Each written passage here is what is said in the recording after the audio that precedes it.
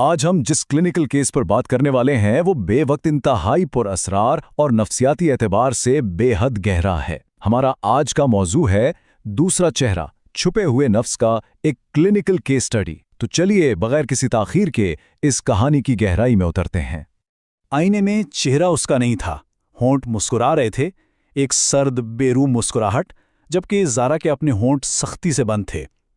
ذرا اس منظر کا تصور کریں، رات کے 2 بجے کا وقت ہے اور زارا باتھ روم کے سرد فرش پر کھڑی آئینے میں دیکھ رہی ہے۔ سامنے جو مسکراتا ہوا چہرہ ہے وہ اس کا اپنا نہیں ہے۔ یہ کتنا خوفناک منظر ہے۔ شروع میں تو یہ بالکل کسی بھوت پریت کی کہانی لگتی ہے نا؟ لیکن اصل میں یہیں سے ایک بہت گہرے نفسیاتی راز سے پردہ اٹھنا شروع ہوتا ہے۔ یہ سرد بے روح مسکراہٹ کسی سائے کی نہیں تھی، بلکہ خود زارا کے اپنے ذہن کی ایک الجھی ہوئی عکاسی تھی۔ بظاہر دیکھا جائے تو زارا ایک انتہائی کامیاب نیورولوجسٹ ہے۔ اس کے پاس دولت ہے، خوبصورتی ہے اور وہ ایک بہت پرسکون اور مستحکم انسان لگتی ہے۔ لیکن اندرونی حقیقت اس سے بالکل مختلف ہے۔ اندر سے وہ مکمل طور پر ٹوٹی ہوئی اور شدید غمزدہ ہے۔ 3 سال، جی ہاں 3 سال پہلے اس کی والدہ کا انتقال ہوا تھا اور ان 3 سالوں میں اس نے ایک آنسو تک نہیں بہایا۔ سوگ منانے سے اس مکمل انکار نے اس کے اندر ایک ایسا لاوا پکا دیا تھا جس کا پھٹنا طے تھا۔ ہوتا یہ ہے کہ جب انسان اپنے اندر کے شدید درد کا اظہار نہیں کرتا تو وہ درد غائب نہیں ہوتا، بلکہ ذہن کی ایک انتہائی خطرناک ٹوٹ پھوٹ کا باعث بنتا ہے۔ اور یہ صورتحال اچانک پیدا نہیں ہوئی تھی، یہ بتدریج خراب ہوئی۔ بات صرف اس ایک رات کے عکس تک محدود نہیں تھی۔ صبح جب زارا اٹھتی ہے تو جوتے دروازے کے باہر پڑے ملتے ہیں اور ہاتھوں پر مٹی لگی ہوتی ہے۔ پھر چند دن بعد ماں کی وہ تصویر جسے زارا نے 3 سال پہلے خود جلا دیا تھا، حیرت انگیز طور پر فریج کے اندر سے ملتی ہے۔ کمال ہے نا؟ اور پھر ایک ہفتے بعد ایک نامعلوم نمبر سے زارا کے فون پر ایک ویڈیو آتی ہے۔ اس ویڈیو میں زارا خود نیند کی حالت میں چلتے ہوئے وہی تصویر فریج میں رکھ رہی ہے۔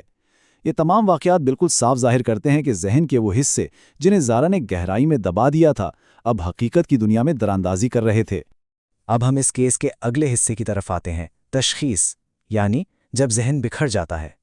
اس مقام پر ڈاکٹر سلیم نے اصل طبی تشخیص کی۔ اسے ڈسوسیٹیو آئیڈینٹی ڈس آرڈر یا عام زبان میں DID یا DID کہا جاتا ہے۔ یہ کوئی جنونی سایہ یا آسیب بالکل نہیں ہے، بلکہ ذہن کا اپنا ایک بے حد پیچیدہ دفاعی نظام ہے۔ دراصل جب کوئی صدمہ اتنا شدید ہو جائے کہ ذہن کے لیے اسے یکجا حالت میں برداشت کرنا ناممکن ہو تو ذہن خود کو مختلف شخصیات میں تقسیم کر لیتا ہے۔ یہ ایک طرح سے انسان کو مکمل طور پر پاگل ہونے سے بچانے کی ایک ذہنی کوشش ہے۔ اس حقیقت کو سمجھنا بہت ضروری ہے تاکہ ہم اسے ایک بیماری کے طور پر دیکھیں، نہ کہ کسی مافوق الفطرت واقعے کے طور پر۔ اب یہاں ایک انتہائی اہم سوال ابھرتا ہے۔ اگر DID عام طور پر بچپن کے شدید صدمے سے پیدا ہوتا ہے تو پھر ایک بالغ، پڑھی لکھی اور کامیاب ڈاکٹر کا ذہن اتنی شدت سے کیسے بکھر گیا؟ طبی لحاظ سے تو یہ ڈس آرڈر عموماً ان لوگوں میں پایا جاتا ہے جنہوں نے بچپن میں کسی انتہائی شدید صدمے کا سامنا کیا ہو، لیکن زارا کے ساتھ بچپن میں ایسا کچھ نہیں ہوا تھا۔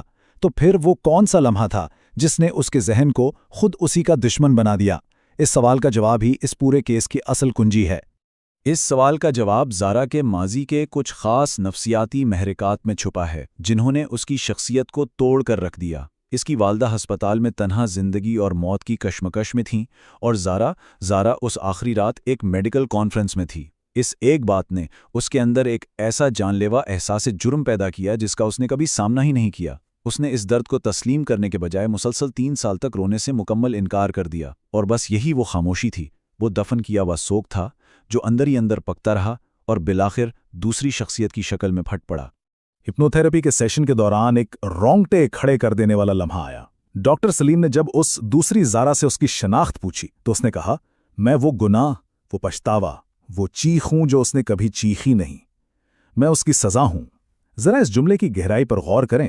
یہ واضح کرتا ہے کہ جو دوسرا چہرہ تھا وہ دراصل کوئی ویلن یا درندہ نہیں تھا، بلکہ زارا کا اپنا دبایا ہوا درد اور پچھتاوا تھا۔ جب کسی بھی احساس کو اتنی شدت کے ساتھ روکا جاتا ہے تو وہ ذہن میں اپنی ایک الگ اور مضبوط شناخت بنا لیتا ہے، اور بعض اوقات وہ خود انسان کو سزا دینے کے لیے بےتاب ہو جاتا ہے۔ اس کے ساتھ ہی ہم کیس کے اگلے اور خطرناک مرحلے میں داخل ہوتے ہیں، شدت اور کنٹرول کا مکمل طور پر کھو جانا۔ یہ اس کیس کا شاید سب سے خوفناک لمحہ تھا۔ رات کے وقت کچن میں جاگنا، ہاتھ میں چھری اور دیوار پر ایک پیغام، تم نے اسے چھوڑ دیا، اور سب سے ڈراؤنی بات یہ پیغام اسی کے اپنے ہاتھوں سے لکھا گیا تھا۔ یہ واقعہ ثابت کرتا ہے کہ انسان کے سب سے گہرے اور تاریک خوف کسی بیرونی دنیا سے نہیں بلکہ خود اس کے اپنے اندر سے جنم لیتے ہیں۔ زارا جس چیز سے خوفزدہ تھی وہ کوئی اور نہیں، خود اس کی اپنی ذات تھی۔ جب اندرونی احساس جرم اس حد تک حاوی ہو جائے تو انسان کا اپنے افعال پر سے اختیار بالکل ختم ہو جاتا ہے۔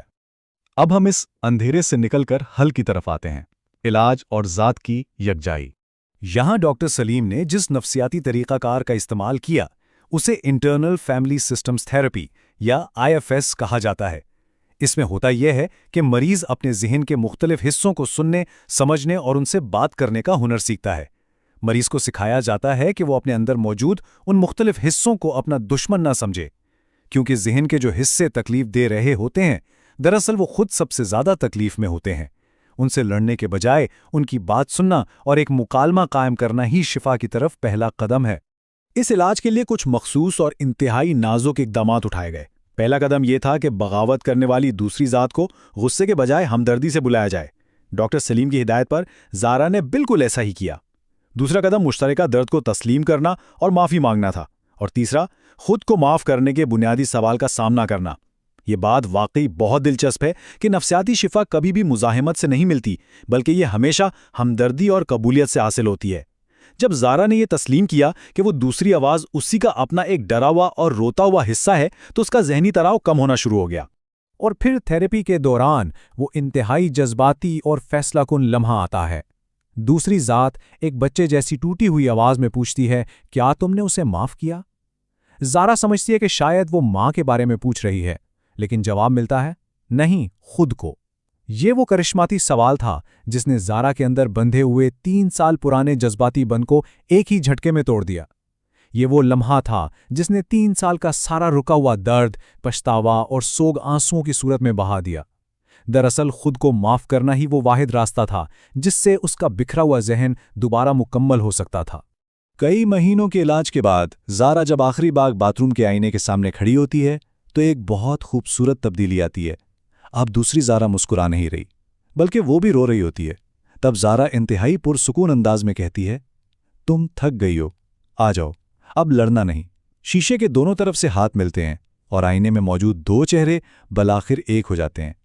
یہ استعاراتی منظر ہمیں دکھاتا ہے کہ جب ہم اپنے چھپے ہوئے تکلیف دہ حصوں کو مکمل طور پر تسلیم کر لیتے ہیں تو ہمارے اندر کی جنگ ہمیشہ کے لیے ختم ہو جاتی ہے۔ آخر میں ہم اس گہرے اور سوچنے پر مجبور کر دینے والے سوال کے ساتھ اس جائزے کو مکمل کرتے ہیں۔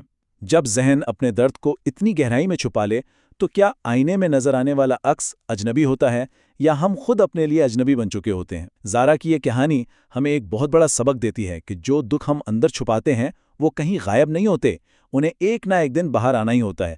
اپنے چھپے ہوئے درد کو تسلیم کرنا ہی خود اپنی ذات کی طرف واپس لوٹنے کا واحد راستہ ہے۔ یہ تجزیہ یہیں ختم ہوتا ہے، لیکن اس کا پیغام یقیناً دیر تک یاد رکھنے